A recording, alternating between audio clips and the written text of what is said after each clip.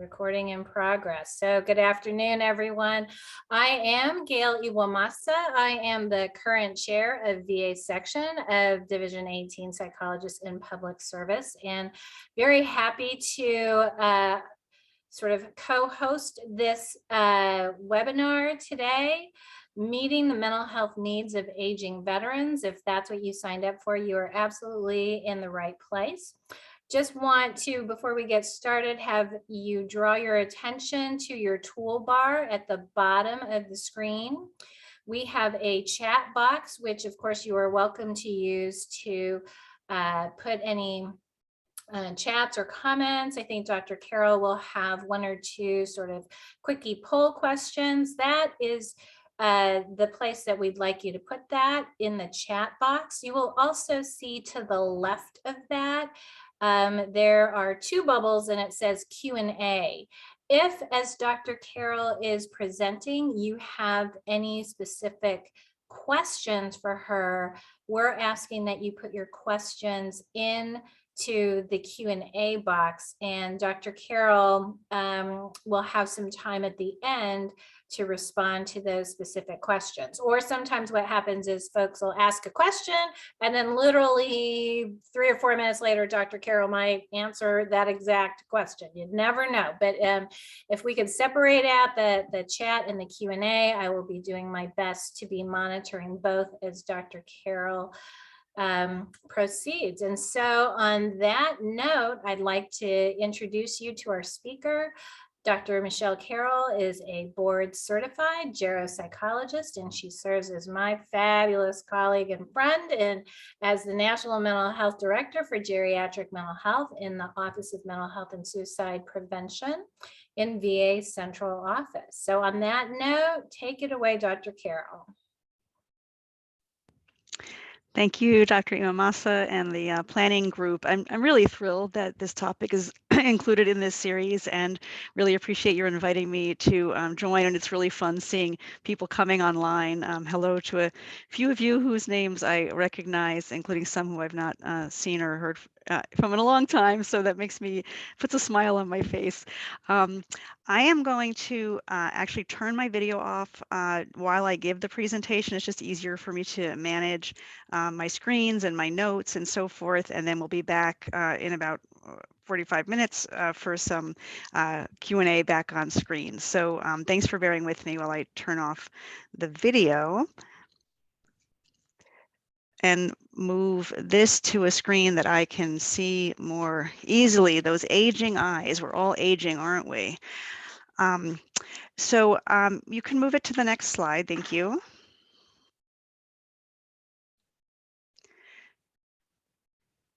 So today, 3 main goals. I hope that you'll leave today's session with an understanding of some of the demographics and mental health needs of an aging veteran population, that you'll be able to summarize a bit about what the Veterans Health Administration has been up to in identifying gaps and promising practices for meeting the needs of this population, and to be able to utilize a range of resources. And I just want to acknowledge at the beginning here that I know on the call today we have probably a lot of people who work for the VA, as well as folks who do not work for the VA healthcare system. And in this presentation, I have resources that can be accessed. Some can be accessed by anybody and everybody. There are public links, and other resources are available only to those in the VA. And I included both of them. And for those that don't work in the VA, I'm sorry you won't be able to access those, but I'm hoping that the materials that you can access will be helpful to you. So we can move to the next slide. Okay, so we're going to start with some demographics. Move forward. So first, it's just getting our heads around kind of where are the veterans that we are serving now. When did they serve? Who are they? We have in this country more than 19 million living veterans. This information is coming from the National Center for Veterans Analysis and Statistics. So much information you can find out at some of the links that I have included here. And I just wanted to summarize briefly, when I started working in the VA healthcare system in 1995, way back then, I was working at the VA Boston healthcare system. I was working predominantly in a geriatric mental health clinic, predominantly with World War II veterans. That was the population of older veterans at the time, as well as Korean War veterans. And we can see now, as of this past September, we have only about 240,000 surviving World War II veterans who are now in their mid to late 90s out of more than 16 million who served during that war. The Korean War veterans are now in their 80s. There's just under 1 million surviving out of about 5.7 million who served at that time. The Vietnam era veterans are in their 60s and 70s. About 6 million out of about 8.7 million who served at the time survive. And then we have more than 8 million, veterans who have served since 1990 and more recent conflicts, as well as more than 4 million who didn't serve during any of those particular periods of war, but during peacetime. Okay, next slide. This is a image that I find really powerful. This shows us the numbers of veterans who are enrolled in the VA healthcare system. About 30% of veterans in our country use the VA healthcare system for healthcare. And it shows the size of that Vietnam era cohort. That dark black line were their numbers of enrollees in 2020. At which point they're in their mid to late 60s through their 70s. And the dotted lines show, this is used for kind of projection and planning in the VA, the dotted lines show the aging of all of these groups of veterans in 5-year increments. And we see that the numbers of veterans age 75 and older will double in the next few years, which is really placing an enormous demand for long-term services and supports for veterans. And the other important thing is behind that group of Vietnam era veterans is that large cohort of Gulf War veterans now in their late 40s through their early 60s who are aging right behind that Vietnam era cohort. So this gives us a picture of who we're serving right now in the VA. Next slide, please. And I wanted to just take a moment to emphasize, given that most older veterans at this point served during the Vietnam era, it's important to learn a bit about the history of that time, especially if you weren't alive then or you were very young at that time. Here I'm just sharing a few resources that may be helpful.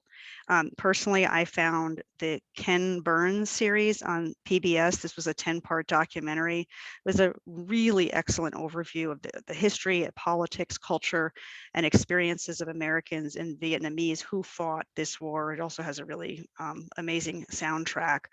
I encourage anyone who wants to post in the chat box if you have a favorite book, a favorite movie that has helped you understand the experience of this generation of veterans. Please feel free to post it in the chat box.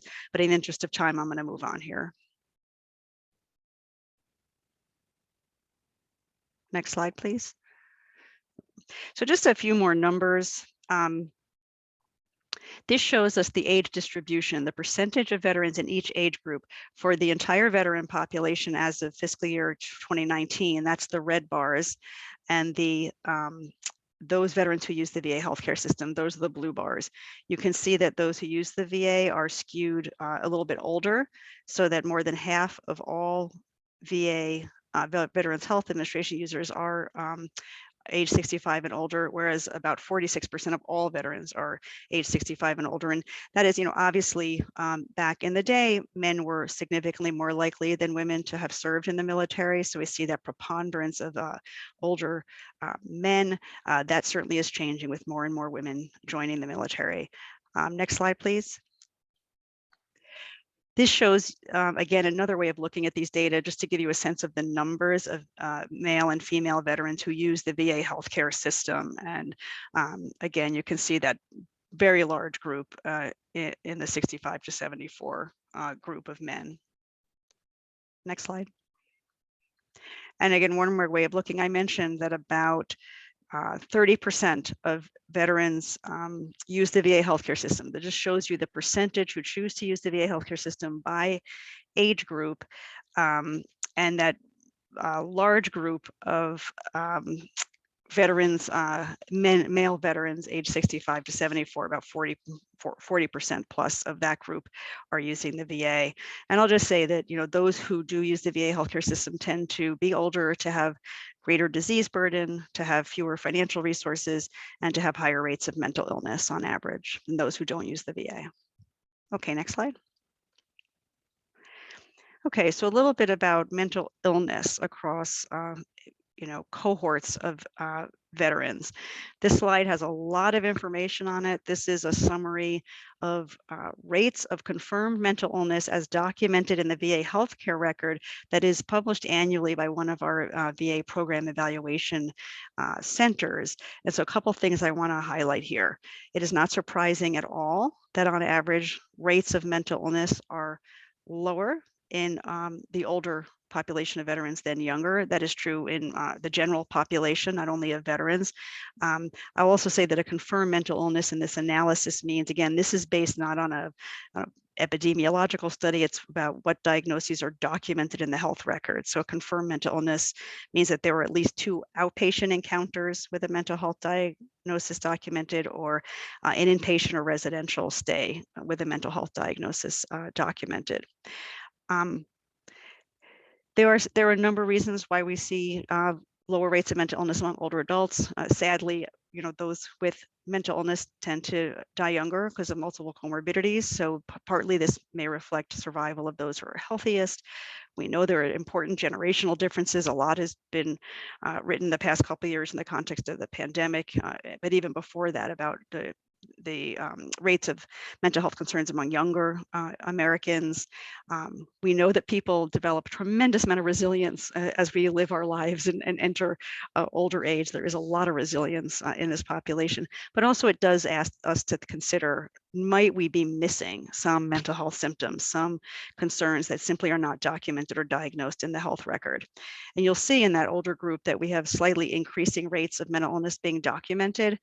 There may be, over the past 10 years, maybe several reasons for that. In part that might be the aging of the Vietnam era cohort into this age group, but also VA has been dedicated over the past decade or so to integrate mental health professionals into the wide range of programs where older veterans are likely to receive health care. And I think, that may point that we're simply doing a better job over time in recognizing mental health concerns that are there. Okay, next slide. So let me talk a little bit about mental health needs. There's a lot to discuss. I'm going to focus on depression, PTSD, and suicide risk. Next slide. And before I jump in, I just was curious if anyone would like to share, if you are doing work with older veterans in the work that you do, what are some of the common concerns that you are seeing that you're helping veterans or families with, if anyone wishes to share? And while you do that, I just wanted to note that I and this great team of colleagues worked together a few years ago to put together a review of the literature on this topic up until that point. And this article includes a review and quite a few clinical recommendations if you'd be interested to look that up. Okay.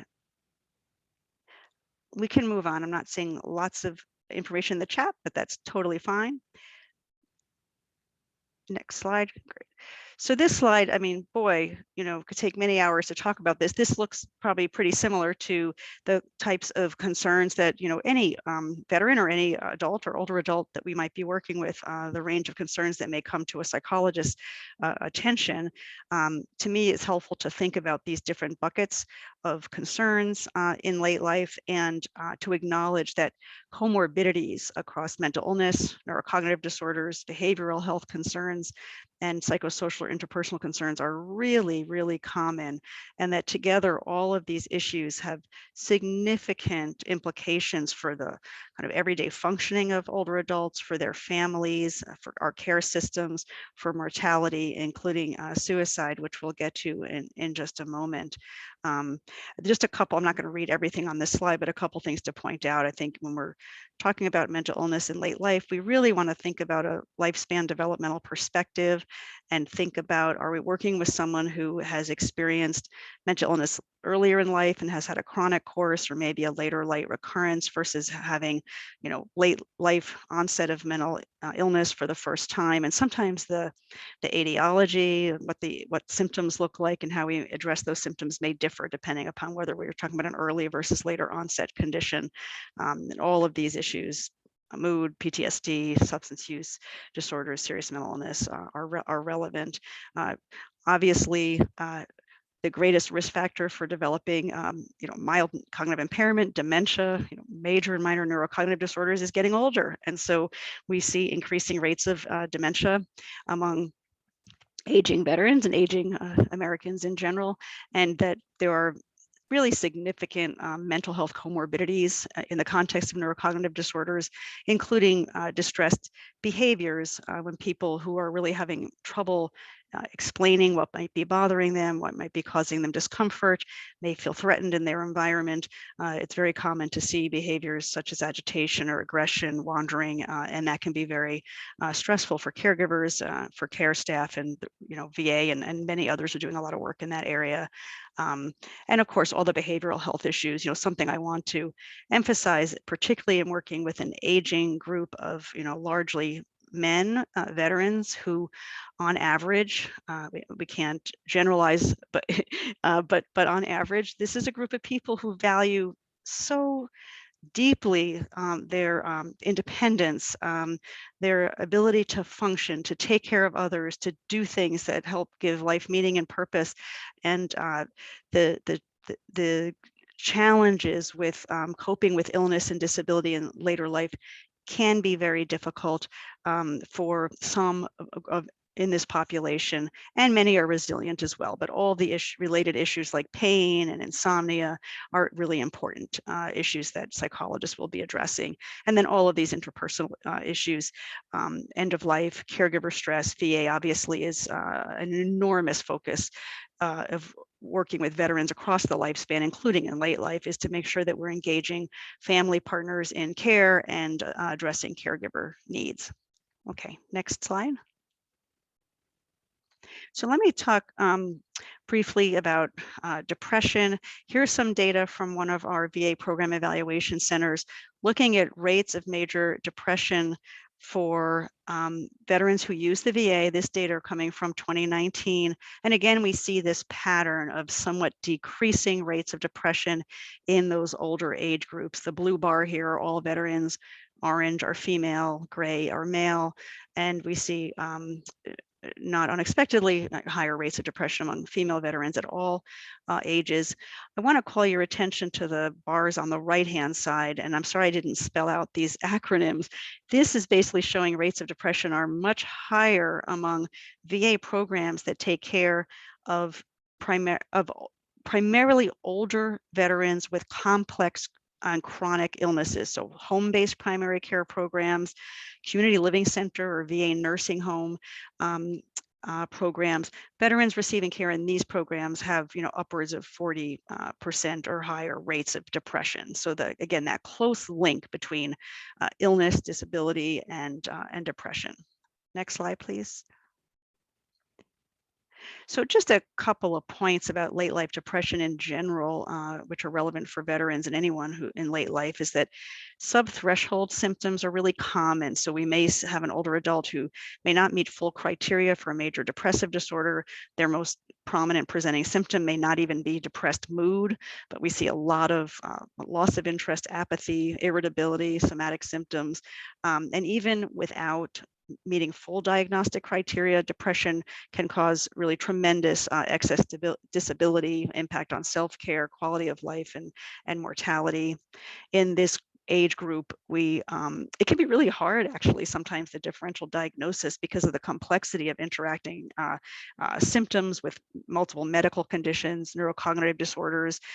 Anxiety and depression are frequently co-occur in late life mood disorders. So teasing all of that out can be challenging. Having an interprofessional team approach for diagnosis and treatment is always important. And there are quite a few validated scales for helping to evaluate symptoms in later life. And I'm just listing a few of them here: the Geriatric Depression Scale, the Geriatric Anxiety Inventory, and oftentimes in late life, when someone's presenting with depression, especially for the first time, it's really important to get a sense of how they're doing cognitively, because there's a really close relationship between depressive symptoms and cognitive functioning in late life. And I think the main takeaway here is that treatment does work. VA, like many other care systems, has been working to integrate mental health professionals into primary care and other care settings, and in many geriatric care programs. And actually, a lot of the earlier research on integrated care, especially depression care management in primary care, was done with older populations, such as the IMPACT study. So a range of treatments can be helpful. I wanted to call out that some of the work on our evidence-based psychotherapy training programs has found equivalent outcomes. Older veterans enrolled in these programs are just as likely to benefit from treatment as younger veterans, including for cognitive behavioral therapy for depression and acceptance and commitment therapy for depression. However, we know that older veterans diagnosed with depression are not as likely to be referred or to participate in these evidence-based psychotherapy treatments. And I think we really want to make sure that veterans who can benefit are getting referred for treatment. Okay, next slide, please. Okay, I'm going to talk a little bit about PTSD, and I know I'm going through these huge topics very quickly, but really hoping to give you a bit of a flavor. So this study just came out, and really great and important overview by Dr. Jenny Moy and colleagues in the VA. So the National Health and Resilience in Veterans study has surveyed several cohorts of veterans since 2011. And they did another kind of survey of a cohort in 2019. This was between November 2019 and March 2020. So basically just before the pandemic was hitting us. And at that time, more than 3,000 veterans aged 60 and older completed this web-based survey. Of those responding, just about 93% reported having a potentially traumatic life event as measured by the life events checklist. The most common traumatic events reported were combat, physical assault, sexual assault, life-threatening illness or injury. And among women veterans, not surprisingly, sexual assault was the most common index trauma reported. I want to make a couple comments about that figure on the left. So on the first set of bars are those veterans who met criteria for full criteria for PTSD based on the PTSD checklist for DSM-5 or the PCL-5, and showing that women, female veterans have higher rates than men. The yellow bar is the total for men and women, and the orange bar compared to the yellow are those within the VA who reported using the VA healthcare system. And so again, those who are using the VA are more likely to have both full and subthreshold PTSD. You see those same comparisons for subthreshold PTSD. And the really important point here is that whether or not a veteran met full or subthreshold criteria, the relationship was very similar for those who also reported having adverse childhood experiences.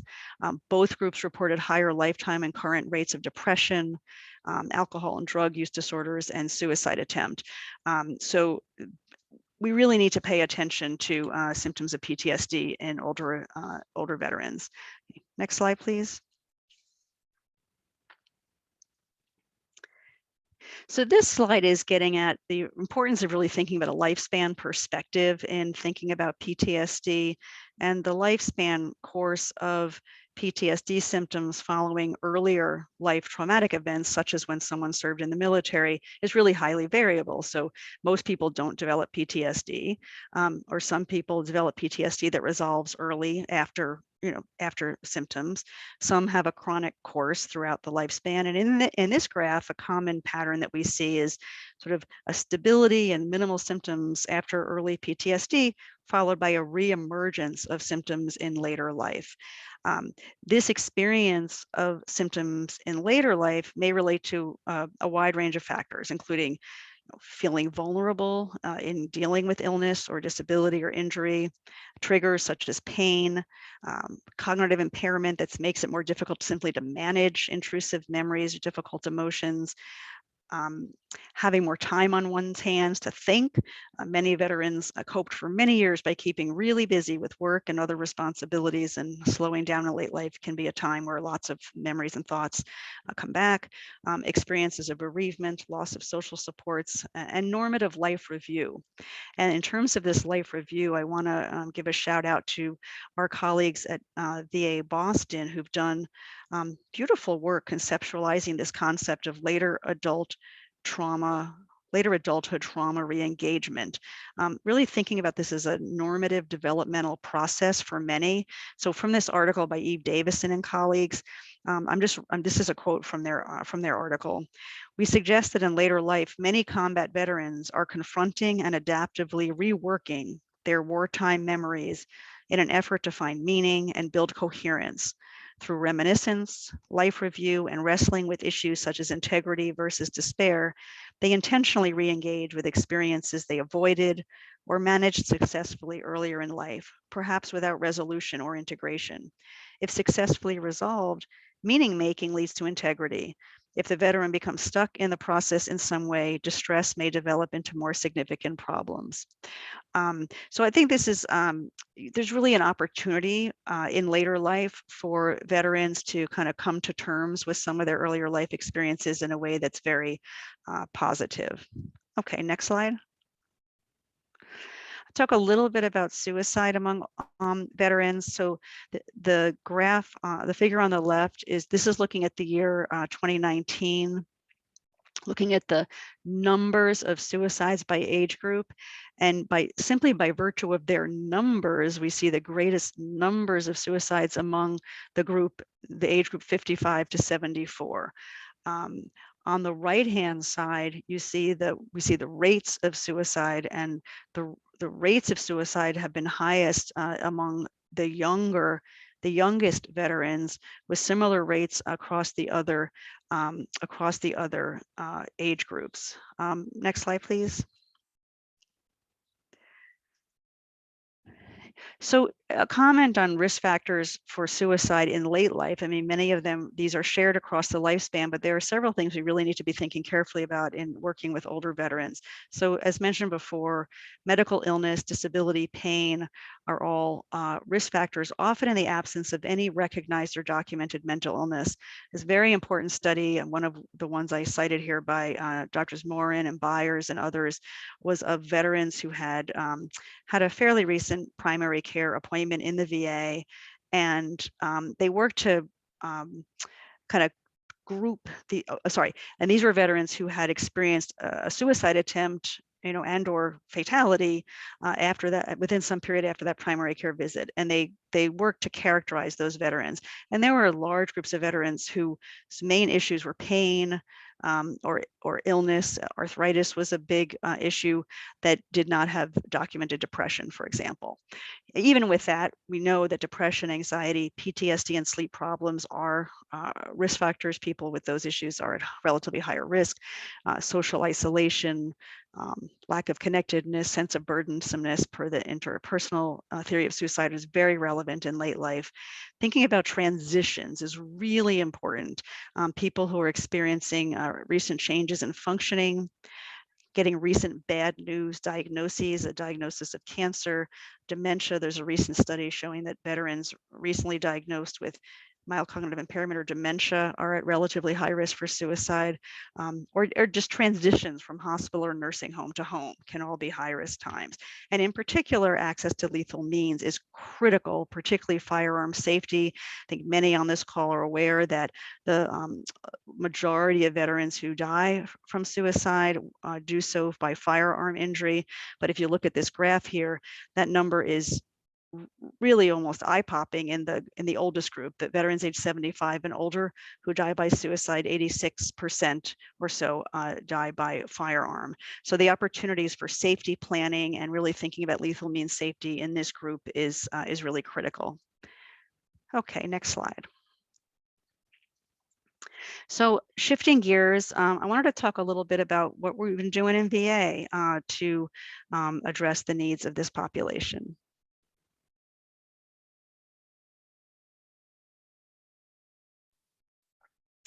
So I, as Gail mentioned in the intro, I work in the Office of Mental Health and Suicide Prevention. I oversee geriatric mental health efforts in the office, and would say that we're focusing in 3 areas.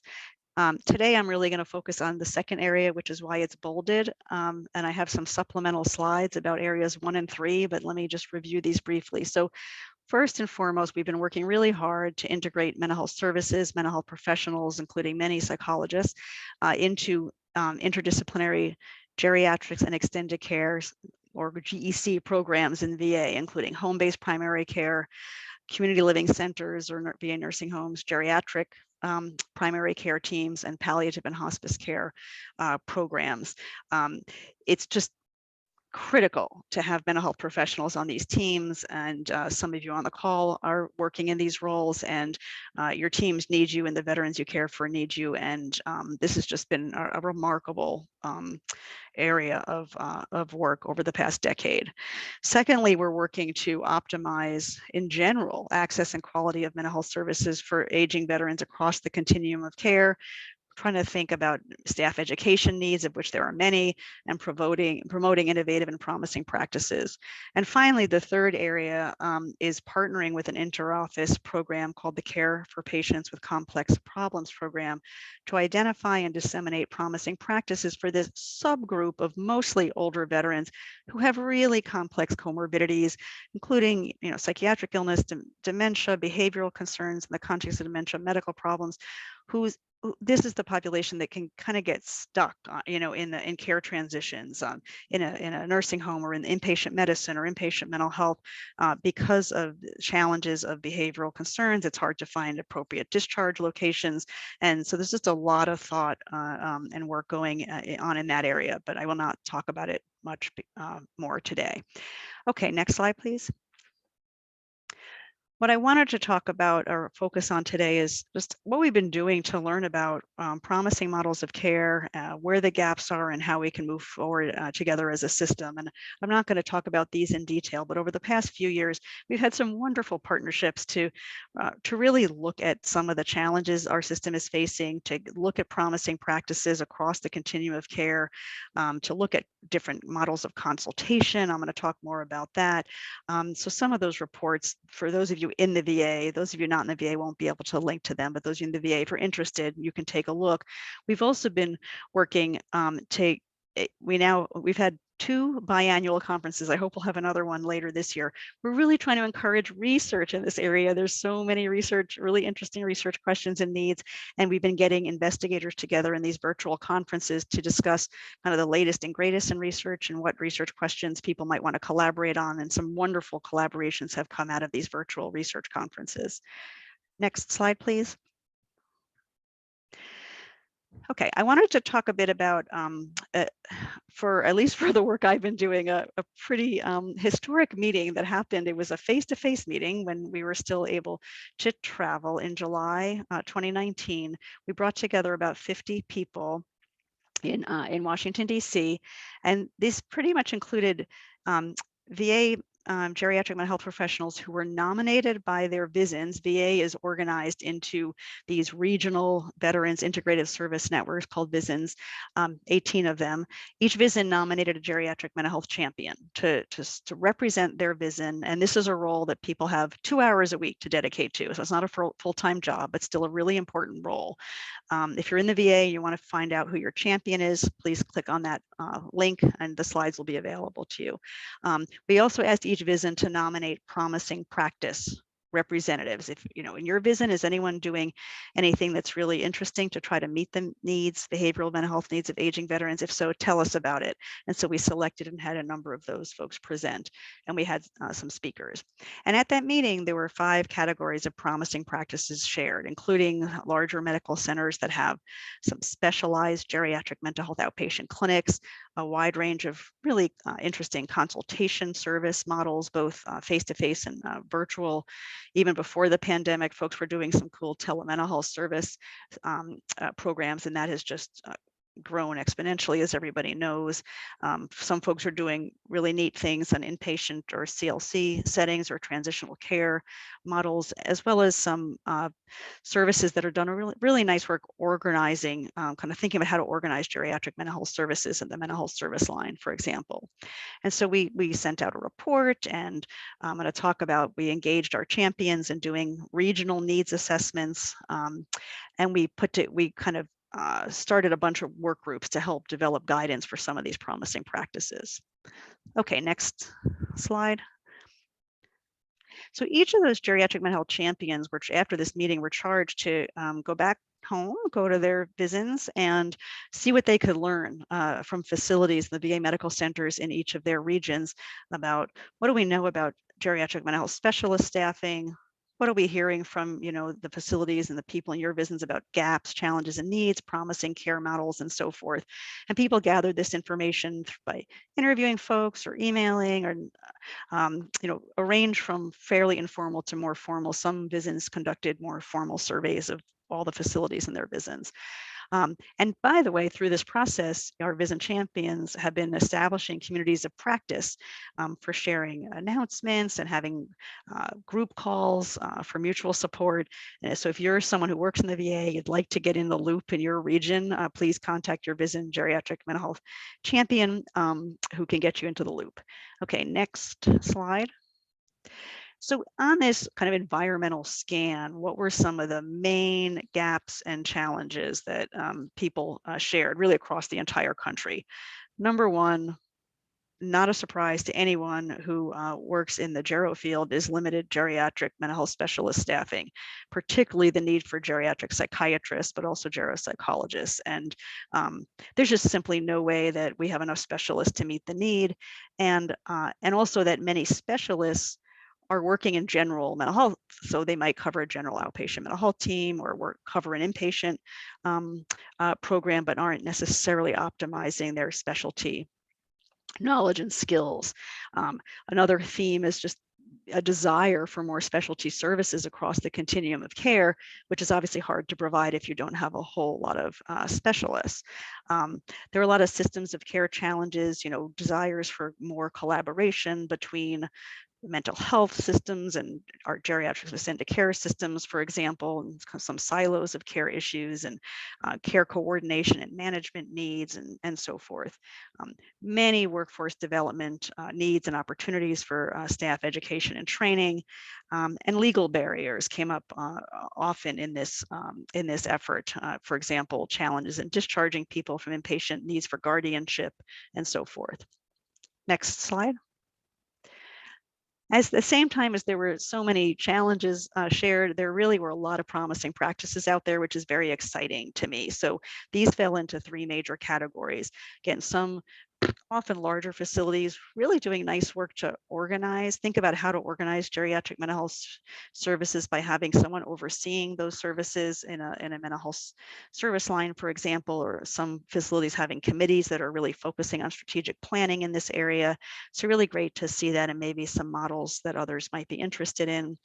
People shared, a wide range of local and regional education and training activities.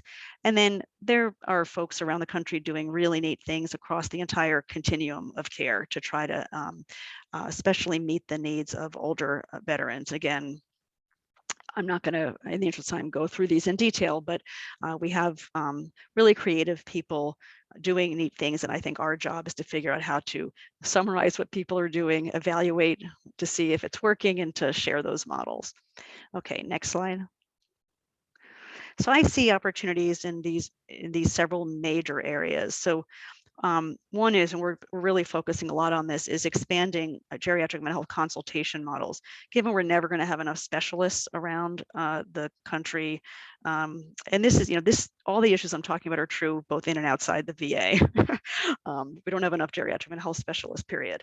But in VA, we're really working to see how can we make use those specialists to provide consultation. So for example, VA has, each VISN has what's called a clinical resource hub, where we're organizing the provision of telemental health services. And several VISNs are now working to have geriatric psychiatrists and other geriatric mental health professionals, including geropsychologists, be available to provide consultation to teams throughout the VISN. And that's a model we're very excited about expanding. Secondly, we continue to have many partnerships to expand workforce development for geriatric behavioral care. That's just really thinking about education and training, and lots going on in this area. Third, as I mentioned earlier, we're a very big healthcare system, and thinking about the idea of building VISN communities of practice in this area is one that we've been working on, and I think is a really nice way moving forward of helping people to connect to each other within regions, sharing promising models and supporting each other. Fourth is thinking about how to extend age-friendly health system concepts across the continuum of care, including in mental health programs. So if you go to the next slide, I'll explain what I mean by that. Some of you may have heard of this concept of an age-friendly health system. This is essentially an initiative of the John A. Hartford Foundation and the Institute for Healthcare Improvement that entails for any healthcare system reliably providing a set of these 4 evidence-based elements of high quality care known as the 4 M's to all older adults in a healthcare system. And these 4 M's are addressing what matters most: medication, mentation, and mobility. And so really briefly, what matters most is really making sure that the care we're providing aligns with each older adult's specific health goals and care preferences, but not limited to end-of-life care, sort of in general. And that's very similar to the concept, whole health concept in VA, is providing care that addresses what matters to veterans. Secondly, medication. We know there's just tremendous polypharmacy among older adults. And so we want to make sure that we're using age-friendly medication that doesn't interfere with what matters most to the older adult, to their mentation or mobility. Mentation in this model is essentially refers to addressing delirium, dementia, and depression across settings of care. And mobility addresses that, addressing making sure that older adults can move safely in order to maintain function and do what matters to them. And so VA is in the midst of working closely with IHI to implement age-friendly health systems. And some of you may be at VA facilities that have decided to get on board and kind of start with one clinic and take it from there. So if you go to the next slide. My opinion is that mental health matters in the middle of all of this. And Dr. Jenny Moy, a geropsychologist colleague and leader in the VA, and I were invited to give a talk as part of an age-friendly health system webinar series a few months ago, and to address kind of these components of mental health that were not necessarily central to the 4Ms model, and really thinking about how mental health is reciprocally related to these issues: what matters, medication, mentation, and mobility. And I'm getting short on time, so I'm not going to go through all of these in detail in the way that I would like to, but it's just really critical. And the one thing I will mention is that that I meant to earlier is that we know among veterans, that veterans with a history of depression, with PTSD, followed longitudinally, are more likely to develop dementia. And we know that dementia cognitive is very much related to these mental health symptoms. And same is true for the other areas. So I'll go to the next slide. Just to give you a flavor, again, I'm not going to speak to all of these, but it's just really exciting. We're really working to form partnerships and work on projects that together can help us address the needs of this population. So I'll just call out a couple here. We've been working with colleagues in the Center for Integrated Healthcare, Dr. Laura Ray and colleagues, to address meeting the needs of older veterans, in particular in PCMHI. Most veterans are going to get access to mental health care in primary care. So that's just critical. We've embarked on a project just this new year among looking at the firearm safety issue and suicide risk for older veterans, and lots else. So you can see a couple of examples here. Okay, next slide. So let me just outline a few of the resources that I'd like to share with the group. Next slide. So for those of you, again, who work in VA, the SharePoint sites, those are available only for those who do work in VA. And please, check out if you're looking for resources. There's a lot of good stuff there. For those that don't work in VA, luckily, we also have lots of great resources. I want to call out the Older Veteran Behavioral Health Resource Inventory. That is a product of an interagency partnership we've had for about 5 years or so on aging veterans and mental health, with colleagues and other from SAMHSA and Administration for Community Living and Center for Medicare and Medicaid Services, the National Council on Aging, and others, to get together. We meet once a month and we just talk about kind of common interests, concerns, and support each other. The main project or product of that group has been updating this inventory every year. And it just has lots and lots of clinical, social service, benefits, resources that are relevant for older veterans. So check that out. And the other links there are, the VA really has such tremendous resources in the areas of geriatrics, caregiver support. So check that out. I also wanted to shout out to SAMHSA, has recently posted a page with resources for older adults. They have some really good stuff. And the SAMHSA funded Center for Excellence in Behavioral Health Disparities in Aging, run through the Rush University School of Medicine. Their website's great, and they have lots of webinars for continuing education credit and so forth that anyone can access. Okay, next slide. Within VA, these are a couple of the promising model resources that we're developing, and we have kind of folders with information. So, the first one, if you're working on a team and you just feel like you need the opinion of a geriatric psychiatrist, you can send an email to a group. This is through the National Telemental Health Center with your question. So check that out. And again, we're trying to develop these consultation services in the clinical resource hubs. We have a geriatric psychiatry e-consultation guide. We're just about to post a guide for developing a specialty geriatric mental health clinic. Next slide. And these are available to anybody. More resources on late life PTSD, including from the National Center for PTSD, resources on suicide risk and prevention, including a brochure that anyone can order at that link. There's a safety planning guide for older adults, which I recommend through the Business 16 MyRec, and resources on lethal means safety, which are just, again, so critical for this population. Next slide. And that is it. I managed to get through that and allow a little bit of time for Q&A. If you, Tiffany, if you can just show, I do have some supplemental slides, which I'm not going to go through, but maybe you can just scroll through them really quickly so people can see. We have some information on integrated services and GEC programs. And then if you keep going, some information about that care for patients with complex problems population. But I'm going to pause and we can go back to that Q&A slide. Thank you. That was amazing and fantastic, as I knew it would absolutely be. So Dr. Karel, you do have one question in the Q&A box, and I will read it to you. Has your office identified specific cultural needs and successes for rural veterans we're in rural New Mexico without direct access at a local CBOC, and we know many veterans with these issues migrate to our areas for resiliency and survivals. Thank you. That comes from Dr. Wheel. Yeah, thank you. So the issue about older veterans in rural areas is really, really critical in terms of the, the suicide risk issues and the rates of, firearm. That's a subpopulation that we really need to pay close attention to. In general, we're doing some partnership with the Office of Rural Health. The availability of geriatric mental health experts is particularly dire in rural areas. I think when we do have geriatric psychiatrists, geropsychologists, they tend to be concentrated in larger urban areas with academically affiliated medical centers.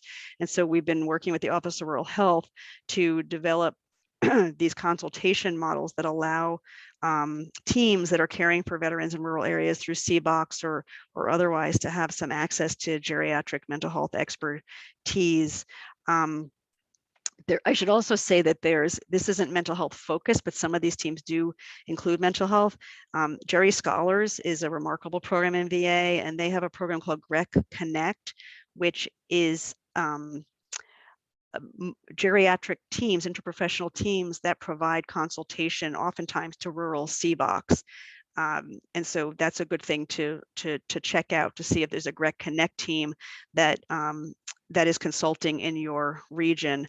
And finally, the Geri Scholars program is something that's been supported by Office of Rural Health and Geriatrics and Extended Care for many years, helps train primary care professionals, psychologists, and others to kind of have a learning intensive, an intensive training to learn some geriatric care principles. And those Geri Scholars intensive programs are geared primarily to people who are working in rural areas.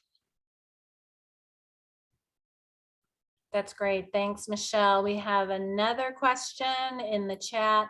What is the best way for a medical social worker to get the attention and spawn the motivation of local VAs to take on some of these initiatives to make a difference for our geriatric veterans? From Dr. Kurtz-Nunn.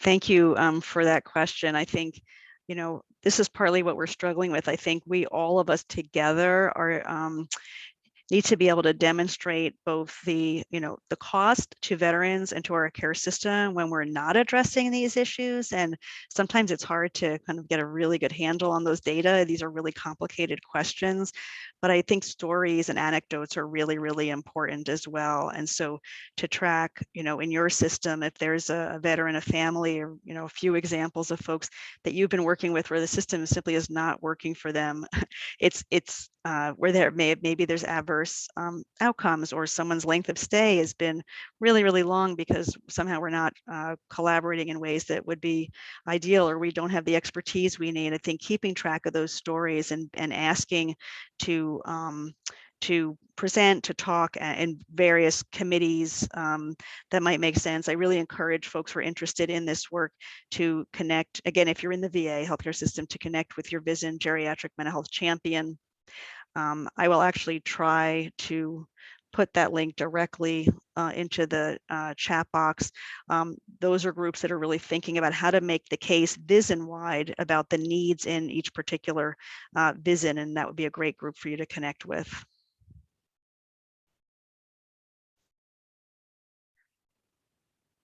And if others have thoughts, please share in the chat box. Love your perspectives on these important questions.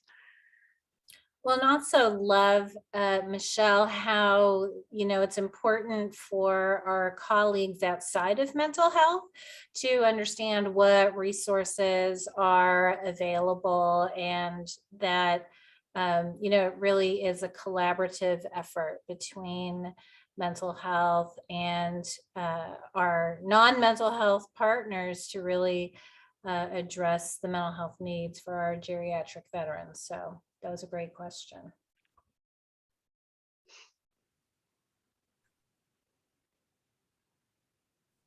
Any other questions or comments? We have time for possibly one more if someone wants to squeeze it in before we all hop to our next appointment. And just so you all know, Dr. Karel's slides and the recording of this webinar will be posted on our VA section webinar page in a couple days. It takes a little while for the recording to upload into Zoom, but if you have any colleagues who you think would benefit from reviewing Dr. Karel's presentation or the recording, you can invite them to visit our page.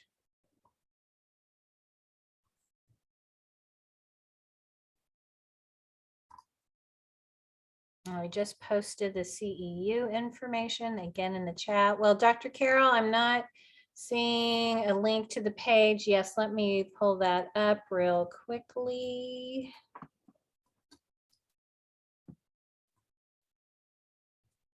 And I will post that in the chat for all of you. And for those of you who are not familiar with our webinar series, you can see all of the amazing presentations that we offer every month.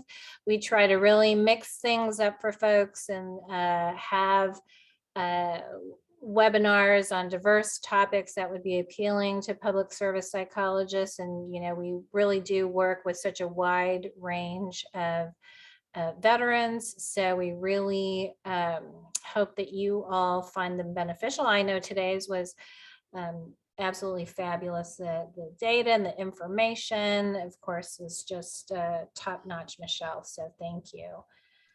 You're getting lots of kudos in the chat. So if there aren't any more questions, just want to say thank you, Dr. Karel, for your fabulous presentation and sharing your expertise. You really do amazing work across a number of different programs to ensure that our veterans, older veterans' mental health needs are being met. So really do appreciate you presenting to VA section today. Thanks, Dr. Iwamasa, and thanks everyone for tuning in. Really an honor to present today, and hope everyone has a great afternoon. Great. Thanks everyone for coming. Take care.